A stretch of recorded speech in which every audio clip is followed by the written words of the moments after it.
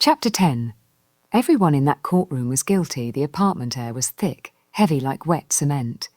Brian sat on the couch, nails digging into the sides of his beer can until the aluminum creaked.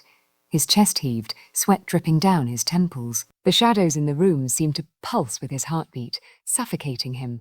And then came that voice. Mr. B. low, calm and cold enough to curdle his stomach. You wanted the rest of the story, Brian. No more interruptions, no more bitching. You're going to sit there, drink your fucking beer, and listen while I tell you how we handled those courthouse marshals. Brian rubbed at his eyes, his throat dry.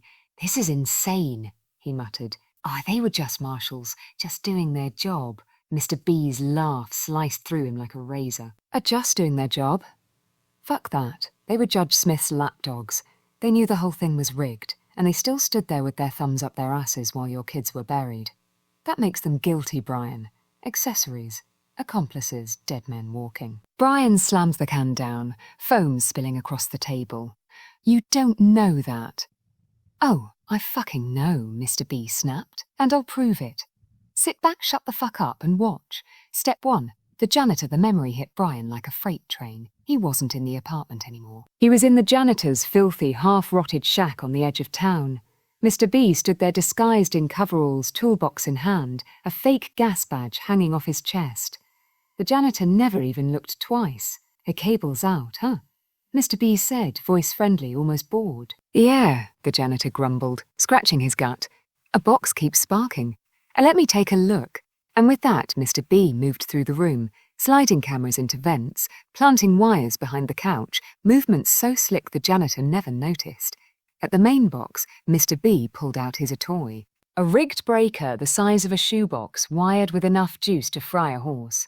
He slid it in place with surgical precision, taping the wires down. Brian's stomach twisted as he saw the moment hours later, saw the janitor shuffle into the living room in his sweatpants, grumbling, crouching down. The second his hand touched the reset switch, zap, his body jerked like a puppet yanked by invisible strings. Sparks arced out of his eye sockets, his teeth grinding so hard they shattered.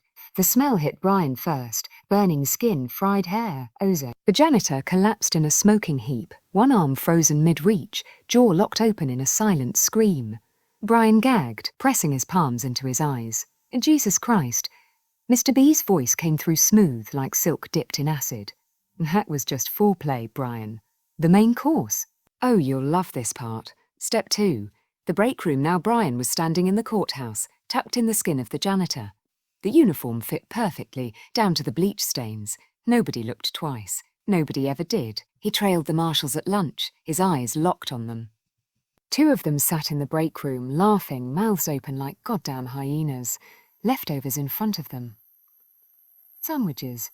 Cold pasta. Mr. B crouched in the shadows, watching them leave, listening to their heavy boots clomp down the hall. Then swift as a rattlesnake, he slipped forward, uncapped a vial, and poured an odorless, tasteless liquid into both containers. A little something special, Mr. B whispered. Deadlier than cyanide, slower than rat poison, and twice as pretty when it shuts a body down. Hours later, the first marshal returned, opened his Tupperware, shoveled a forkful into his mouth. Brian saw it all in sickening clarity. The man's throat swelling, veins bulging under his skin, face turning beet red as his lungs seized. His eyes went wide, bloodshot, lips foaming as his fingers clawed at his chest. He collapsed onto the tiles, twitching, a wet gurgle rattling in his throat before silence fell. Brian stumbled back in his mind. Oh, God. Oh, fuck. Oh, don't puss out on me now. Mr. B sneered. 1 down, 1 to go. Step 3. The bar, the second marshal, was harder. Mr. B lured him out with whispers thanks to Yolanda's little black book of habits. A bar he never missed. Every night. Mr. B got there early, dressed as the bartender, his real one knocked out cold in the trunk of his car. He polished a glass, played the role.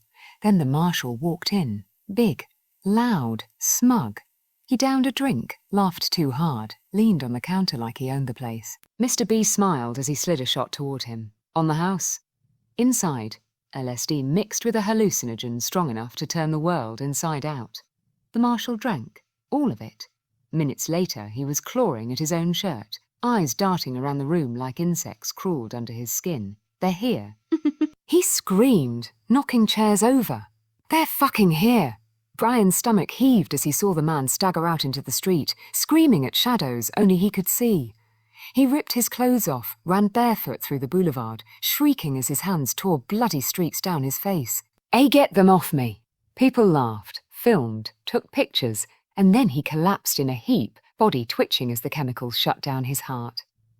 Hours later, the news called it an overdose. The apartment again, Brian snapped back, gasping, his face wet with sweat. His hands trembled as he reached for his beer, spilling half of it down his chest.